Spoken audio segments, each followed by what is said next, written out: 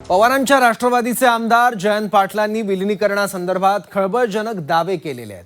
Zee 24 तासच्या to the point मधून जयंत पाटलांनी विलिनीकरणाची inside story सांगितली आहे। तसंच अजित पवारांच्या विमान अपघातावरून सुद्धा जयंत पाटलांनी एक मोठा गौप्यस्फोट केलाय। पाहूयात। मीटिंग होती शेवटची 17 तारखेची, त्यावेळी आणि आदल्या दिवशी संध्याकाळी इथं 16 तारखेला माझ्या घरी झालेली मीटिंग, त्यावेळी ते सगळे इथं होते। आता मला वाटतं उभं ते म्हणतात घ्या ते म्हणतात नाही असं चाललेलं दिसतंय। आता पुन्हा कोण काय म्हणालं आज मला काही माहित नाही। आणि अचानक सगळं ठरलं, सगळंच क्लोज झालं आणि आता फक्त जाहीर करायचं होतं। त्यावेळी ही घटना घडली, यामुळे शंका फार मोठ्या प्रमाणात उपस्थित व्हायला लागलेल्या आहेत। झी 24 तासच्या टू द पॉइंट मधून जयंत पाटलांनी मोठे गौप्यस्फोट केले आहेत। राष्ट्रवादीच्या विलिनीकरणासंदर्भात जयंत पाटलांनी रोखठोक भाष्य केलं। राष्ट्रवादीच्या विलिनीकरणाची चर्चा अजित पवार आणि जयंत पाटील यांच्यापासून सुरू झाली होती।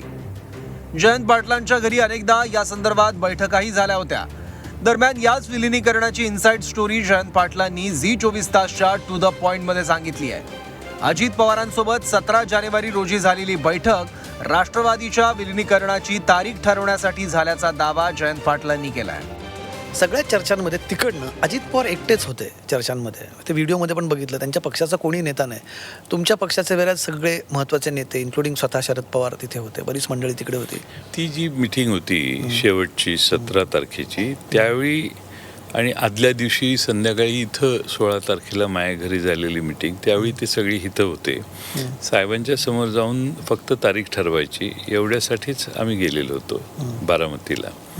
आणि अजितदादांचं नेहमी म्हणणं होतं की मी निर्णय घेतला की माझे 40च्या 40 आमदार मी म्हणेन तसंच वागतील, मला त्यात काही शंका नाही।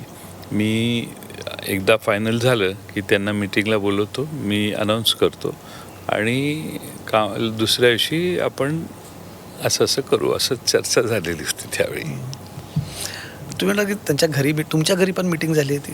माझ्या घरीच सगळ्या मीटिंग झाल्या। आता मला वाटतं उभं ते म्हणतात घ्या ते म्हणतात नाही असं चाललेलं दिसतंय। आता पुन्हा कोण काय म्हणालं आज मला काही माहित नाही। अजित पवारांच्या विमान अपघातासंदर्भातही जयंत पाटलांनी टू द पॉइंट मधून संशय व्यक्त केलाय। राष्ट्रवादी विलिनीकरणाची तारीख जाहीर करणं बाकी असतानाच दादांचा अपघात कसा झाला अशी शंका जयंत पाटलांनी व्यक्त केली। अजितदादांच्या विमान अपघाताबाबत अनेकांना शंका आहे। या शंकांचं निरसन करण्याची जबाबदारी चौकशी समिती आणि सरकारची असल्याचंही जयंत पाटील म्हणाले आहेत। तुमचं काय ओपिनियन? म्हणजे बरेच जण याच्यावरती आपली मतं मांडतायत, तुमचं काहीतरी व्यक्तिगत ओपिनियन असेल याच्यावरती की काय वाटतं तुम्हाला संपूर्ण प्रकाराबद्दल? काय आहे की मी व्यक्तिगत काही ओपिनियन मागणं, कारण अजित पवार आणि राष्ट्रवादी काँग्रेस शरदचंद्र पवार पक्ष हे एकत्रित यावेत अशी त्यांची फार तीव्र आग्रही भूमिका होती। आणि अचानक सगळं ठरलं, सगळंच क्लोज झालं आणि आता फक्त जाहीर करायचं होतं। त्यावेळी ही घटना घडली, यामुळे शंका फार मोठ्या प्रमाणात उपस्थित व्हायला लागलेल्या आहेत आणि त्यामुळं त्या शंकांचं निरसन चौकशी समितीने केलं पाहिजे। अजित पवारांनी राष्ट्रवादीत बंड केल्यानंतरही जयंत पाटील आणि अजित पवारांमधली मैत्री तशीच होती। सभागृहात अजित पवार आणि जयंत पाटील यांच्यात अनेकदा जुगलबंदी पाहायला मिळाली होती। तसंच अजित पवारांनी जयंत पाटलांना सत्तेत येण्याची ऑफरही दिली होती। याबाबत सुद्धा जयंत पाटलांनी टू द पॉइंट मध्ये रोखठोक भाष्य केलं। विलिनीकरणाच्या माध्यमातून अजित पवारांची ती इच्छाही पूर्ण झाली असती असं जयंत पाटलांनी सांगितलं। म्हणजेच विलिनीकरणानंतर पवारांची राष्ट्रवादी सत्तेत जाणार होती का असा प्रश्न उपस्थित होतोय।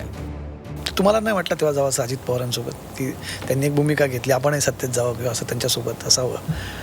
नाही, त्यांचा आग्रह होता, बोलवत होते। अगदी शेवटी विधानसभेतही बोलवायचे, ते विधानसभेच्या फ्लोअरवर देखील एक दोनदा त्यांनी त्याचे उल्लेख केलेले। त्यांची तीव्र इच्छा होती की मी त्यांच्यावर यावं। मग आता हे एकत्रीकरण होतंय, त्यामुळे ती त्यांची इच्छा आणि माझी इच्छा पूर्ण झाली असती असा आमचा अंदाज होता। लक्ष आहे बघा माझ्यावर।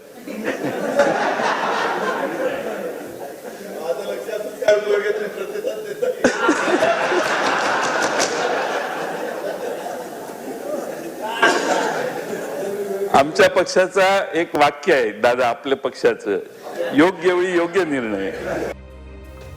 अजित पवारांच्या निधनानंतर राष्ट्रवादी विलिनीकरणाच्या चर्चांनी वेग धरला. मात्र दादांच्या राष्ट्रवादीच्या प्रमुख नेत्यांनी या मुद्द्यावर थेट बोलणं टाळलं. तसंच दादांनी विलिनीकरणासंदर्भात कोणतीही चर्चा केली नसल्याची भूमिका राष्ट्रवादीच्या नेत्यांनी घेतली. पण दुसरीकडे शरद पवारांच्या राष्ट्रवादीचे नेते नेहमीच सकारात्मक भूमिका मांडत राहिले आहेत. त्यातच आता टू द पॉइंट मधून जयंत पाटलांनी सुद्धा विलिनीकरणासंदर्भात त्यांची रोखठोक भूमिका मांडली आहे. ब्युरो रिपोर्ट, झी 24 तास.